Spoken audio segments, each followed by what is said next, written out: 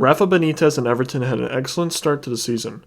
However, in their last 5 Premier League matches, they have 4 losses and 1 draw. This can be attributed to their injuries, however I think some of it is on Rafa Benitez. They have 2 crucial injuries to Dominic Calvert-Lewin and Yerry Mina. However, they still have quality across the pitch to be winning matches against bottom table teams. They have dropped points against 3 bottom table teams in Brentford, Watford, and Leeds United, which they should not be doing. I also think Rafa Benitez in his past at Liverpool has caused Everton fans to turn on him so quickly, making the team have much more pressure than needed. This is why Nuno Espirito Santo should replace Rafa Benitez, as I believe his tactics are better for the modern game, and he also fits the players on his team better, in my opinion. Nuno Espirito Santo did struggle at Tottenham, but I believe that situation was doomed from the start. If you look at his time at Wolves, he was very successful at times, and utilized very good tactics that helped his talented team win crucial matches. He switches typically from a 3-5-2 and a 3-4-3 formation. 3-5-2 was used against possession-based sides as they wanted to condense the middle of the pitch, while the 3-4-3 was used for sides that like to play from the wings as they had more defenders wide.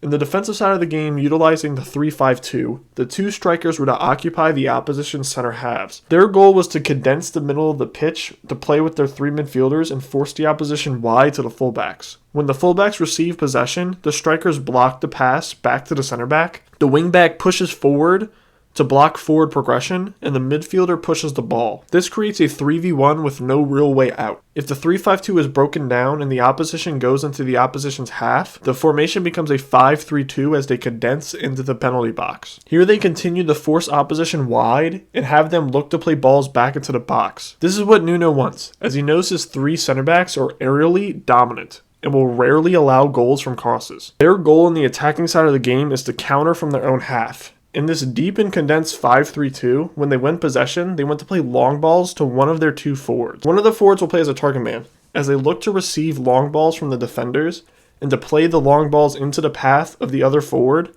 that will find space. Continuing in the 3-5-2, when they have possession, they look to exploit the wide spaces of the pitch. The wingbacks push forward to hold width to interplay with the striker and midfield on their side to create passing triangles. When they find space deep in the opposition half on the wings, they look to play balls back inside to their 2 strikers, hoping they can find space to finish their chances. Nuno's 3-4-3 is quite similar in points, but they force the opposition to push their fullbacks forward, and then they press them with the winger, midfielder, and wingback. They look to cause mistakes here and counterattack fast. If the opposition is in their own half, they set up in a 5-4-1, and they continue here to allow the opposition the wide spaces and force teams to look to play crosses in where Nuno knows his center backs will win their crosses. If they win the ball back, they counter with their front 3 as the striker drops deep for the ball to play balls into the open space left by the opposition's high fullbacks. The attack is also similar as they like to play from the wider areas, however the wingers and fullbacks work together here to find space on the byline to play balls back inside to the striker waiting in the box.